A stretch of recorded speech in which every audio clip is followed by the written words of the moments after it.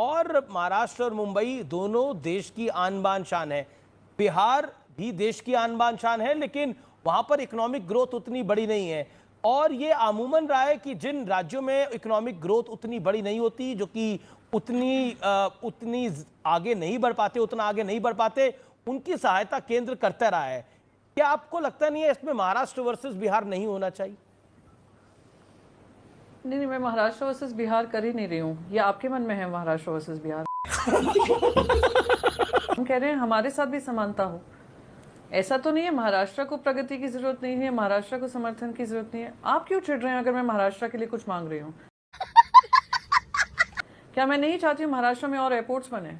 क्या मैं नहीं चाहती हूँ और ट्रेन की सुविधाएं बने और कनेक्टिविटी हो महाराष्ट्र के लिए? पब्लिक इंफ्रास्ट्रक्चर जो कोलैप्स हो रहा है उसको ठीक किया जाए। आप महाराष्ट्र की मांग से आप लोगों को दिक्कत की होती है क्या? मैंने एक भी बार कहा मुझे बिहार के पैकेज मिल रहा है उससे दिक्कत है? मैंने कहा महाराष्ट्र को भी ध्यान देना चाहिए, बस यही कहा है ना। मुझे आप ये बताइए, चलिए बिहार से मुझे कोई आपत्ति नहीं है, मैं तो कह रही हूँ कि स्पेशल स्टेटस भी मिलना चाहिए। लेकिन आपने नहीं बोला, लेकिन नेता एक मिनट अमीश जी, अमीश जी डोंट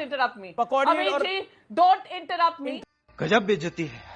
नहीं, मैंने बोला अमीश जी डोंट इंटरप्ट, नहीं बोला, खड़गे जी ने बोला। नहीं, आई विल कंप्लीट, अरे उसका भी जवाब दे दूंगी ना यार। आप एक मिनट रुको तो सही ना। बोलिए। Priyanka Chaturvedi, your counter point कि घनघोर कंफ्यूजन है, बीजेपी कह रही है। अरे बीजेपी क्या कह रही है? बीजेपी के एजेंडा से तो हम नहीं चलेंगे ना,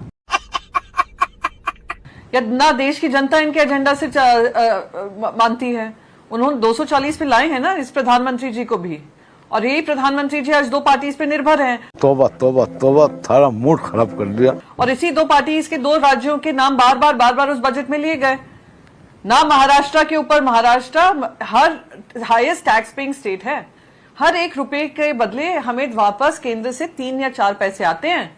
हमें उसके कोई दिक्कत नहीं है अगर समानता से उस पैसे का उपयोग किया जाए, पर जो राजनीतिक दुरुपयोग हो रहा है अपनी सरकार बचाने के लिए, वो जनता के सामने है।